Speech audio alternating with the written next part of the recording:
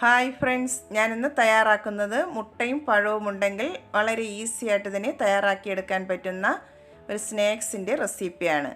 ഇത് ഇഫ്താറിനൊക്കെ തയ്യാറാക്കിയെടുക്കാൻ പറ്റുന്ന നല്ലൊരു സ്നാക്സാണ്. എങ്ങനെയാണ് തയ്യാറാക്കുന്നതെന്ന് നോക്കാം. അതിനായി നമുക്കൊരു ഫില്ലിങ്സ് തയ്യാറാക്കിയെടുക്കണം. അതിനായി ഒരു പാൻ സ്റ്റൗവിലേക്ക് വെച്ച് കൊടുത്തിട്ടുണ്ട്. അത് ചൂടായി വരുമ്പോൾ 1 ടേബിൾ സ്പൂൺ നെയ്യ് ഒഴിച്ചു കൊടുക്കാം. നെയ്യ് നന്നായിട്ട് തന്നെ ചൂടായി കിട്ടിയിട്ടുണ്ട്. ഇനി അതിലേക്ക് നമുക്ക് കാഷ്നട്ട് ചേർത്ത് കൊടുക്കാം. 2 ടേബിൾ സ്പൂൺ കാഷ്നട്ട് ഒന്ന് കട്ട് ചെയ്തെടുത്തിട്ടുള്ളതാണ്, അത് ചേർത്ത് കൊടുക്കാം. ചേർത്ത് കൊടുത്ത് നന്നായിട്ടൊന്ന് റോസ്റ്റ് ചെയ്തെടുക്കാം.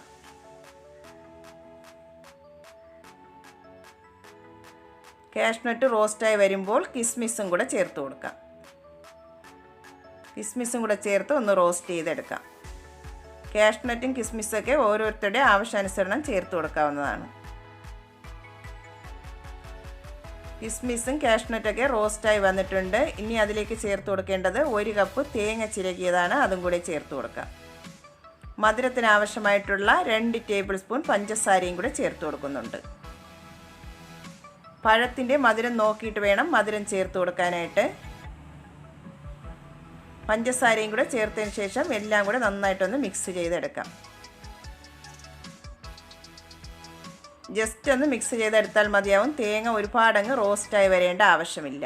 ഒന്ന് സോഫ്റ്റായി വരുമ്പോൾ നമുക്ക് സ്റ്റൗ ഓഫ് ചെയ്യാവുന്നതാണ്. ലാസ്റ്റ് 1/2 ടീസ്പൂൺ ഏലക്ക പൊടിച്ചതും കൂടെ ചേർത്ത് കൊടുക്കുന്നുണ്ട്. ഏലക്ക പൊടിച്ചതും കൂടെ ചേർത്തതിന് ശേഷം ഒന്നും കൂടെ ഒന്ന് മിക്സ് ചെയ്ത് നമുക്ക് സ്റ്റൗ ഓഫ് ചെയ്ത് കൊടുക്കാം. ഫില്ലിങ്സ് റെഡി ആയിട്ടുണ്ട്. നമുക്കിനി സ്റ്റൗ ഓഫ് ചെയ്തതിന് ശേഷം ഒരു പ്ലേറ്റിലേക്ക് മാറ്റി കൊടുക്കാം തണുക്കാനായിട്ട്.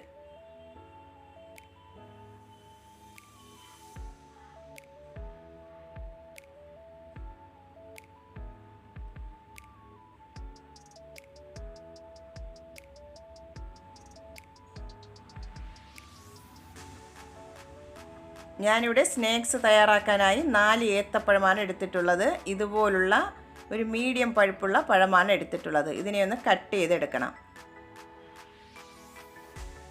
ഇതുപോലെ നീളത്തിനാണ് കട്ട് ചെയ്തെടുത്തിട്ടുള്ളത്. ഓരോ പഴവും 3 പീസായിട്ടാണ് കട്ട് ചെയ്തെടുത്തിട്ടുള്ളത്. ഇതിനെ നമുക്കൊന്ന് വഴറ്റിയെടുക്കണം. അതിനായി ഒരു പാൻ സ്റ്റൗവിലേക്ക് വെച്ച് കൊടുത്തിട്ടുണ്ട്. അതിലേക്ക് നമുക്ക് ചൂടായി വരുമ്പോൾ 1 ടേബിൾ സ്പൂൺ നെയ്യ് ഒഴിച്ചു കൊടുക്കാം. നെയ്യ് ചൂടായി വന്നിട്ടുണ്ട്. അതിലേക്ക് നമുക്ക് ഓരോ പഴമായിട്ട് ഇട്ട് നമുക്ക് റോസ്റ്റ് ചെയ്തെടുക്കാം.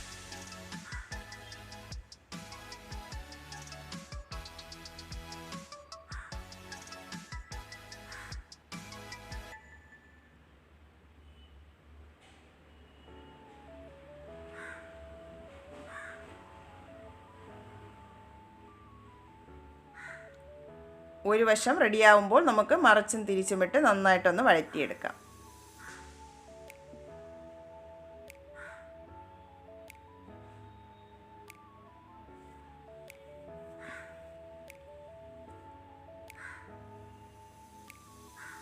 പഴം റെഡിയായി വന്നിട്ടുണ്ട്. നമുക്കിനി പ്ലേറ്റിലേക്ക് മാറ്റാം.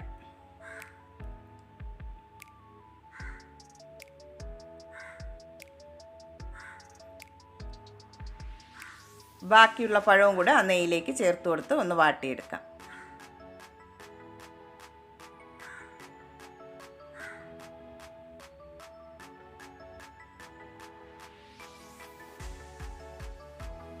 എല്ലാ പഴവും റെഡിയാക്കി എടുത്തിട്ടുണ്ട്. അടുത്തതായി നമുക്കൊരു മുട്ടയുടെ മിക്സ് തയ്യാറാക്കിയെടുക്കണം. അതിനായി ഒരു മിക്സിയുടെ ജാർ എടുത്തിട്ടുണ്ട്. അതിലേക്ക് നമുക്ക് 3 മുട്ട പൊട്ടിച്ചത് ഒഴിച്ചു കൊടുക്കാം. 2 ടേബിൾ സ്പൂൺ പാൽപ്പൊടിയാണ് എടുത്തിട്ടുള്ളത്, അതും കൂടെ ചേർത്ത് കൊടുക്കാം. പാൽപ്പൊടി ഇല്ലെങ്കിൽ മൈദാ മാവ് ചേർത്ത് കൊടുക്കാവുന്നതാണ്. ഒരു 1/4 ടീസ്പൂൺ ഏലക്ക പൊടിച്ചതും കൂടെ ചേർത്ത് കൊടുക്കണം.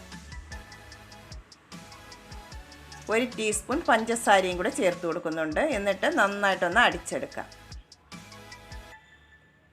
നന്നായിട്ട് തന്നെ അടിച്ചെടുത്തിട്ടുണ്ട്.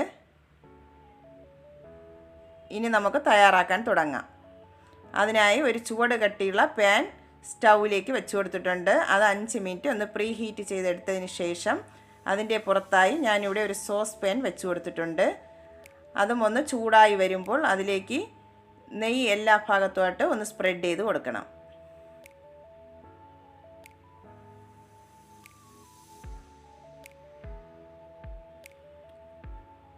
എന്നിട്ട് ലോ ഫ്ലെയിമിൽ വെച്ചതിന് ശേഷം റെഡിയാക്കി വെച്ചിരിക്കുന്ന മുട്ടയുടെ മിക്സിൻ്റെ നേർപകുതി അതിലേക്ക് ഒഴിച്ചു കൊടുക്കാം.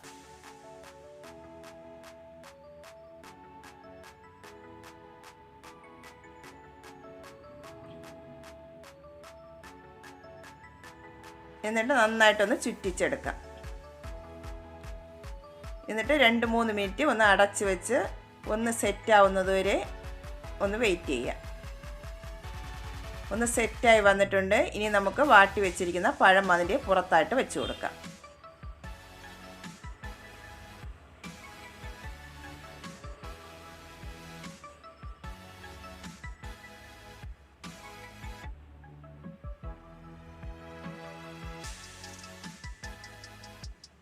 ഫുള്ളായിട്ട് പാനിൽ നന്നായിട്ടൊന്ന് കവർ ചെയ്ത് വരുന്ന രീതിയിൽ വേണം പഴം വെച്ച് കൊടുക്കാനായിട്ട്.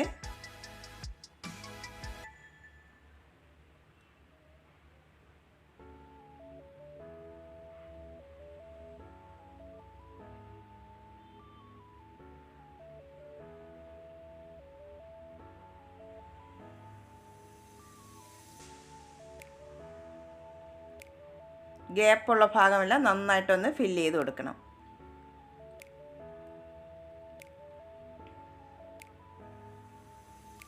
പഴമെല്ലാം വെച്ച് കൊടുത്തിട്ടുണ്ട്. ഇനി നമുക്ക് റെഡിയാക്കി വെച്ചിരിക്കുന്ന തേങ്ങയുടെ ഫില്ലിങ്സ് അതിൻ്റെ മുകളിലായിട്ട് വെച്ച് കൊടുക്കാം.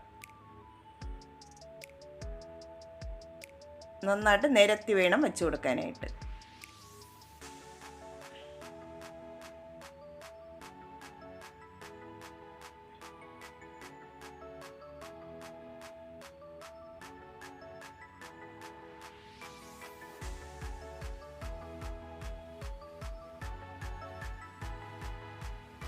എന്നിട്ട് സ്പൂൺ കൊണ്ട് നന്നായിട്ടൊന്ന് പ്രസ് ചെയ്ത് കൊടുക്കണം. തേങ്ങയുടെ ഫില്ലിങ്സ് വെച്ചതിന് ശേഷം വീണ്ടും നമുക്ക് മുട്ടയുടെ മിക്സ് ബാക്കി വന്നിട്ടുള്ളത് ഒഴിച്ചു കൊടുക്കാം.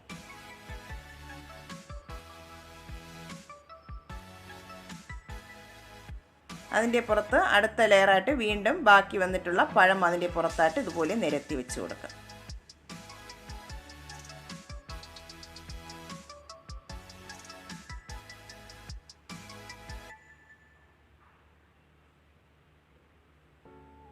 ബാക്കിയുള്ള പഴവും വെച്ച് കൊടുത്തിട്ടുണ്ട്. ഇനി കുറച്ച് കാഷ്നട്ടും കറുത്ത മുന്തിരി ഞാനിവിടെ റോസ്റ്റ് ചെയ്ത് വെച്ചിട്ടുണ്ട്. അതിൻ്റെ പുറത്തായിട്ട് അതും കൂടെ ഒന്ന് വെച്ച് കൊടുക്കണം.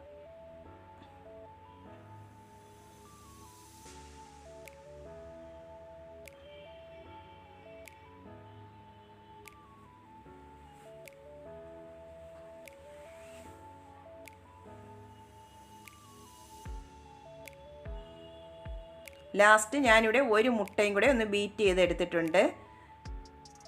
അതിനെയും കൂടെ അതിൻ്റെ പുറത്തായിട്ട് എല്ലാ ഭാഗത്തുമായിട്ട് നന്നായിട്ടൊന്ന് ഫില്ല് ചെയ്തെടുക്കാം.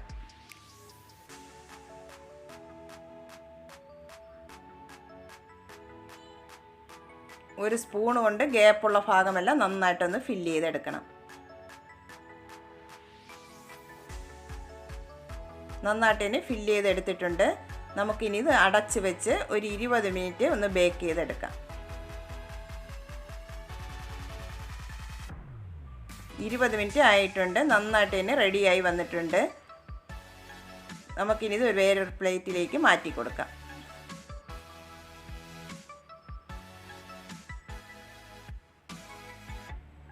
നമുക്കിനി ഒരു പീസ് കട്ട് ചെയ്ത് നോക്കാം.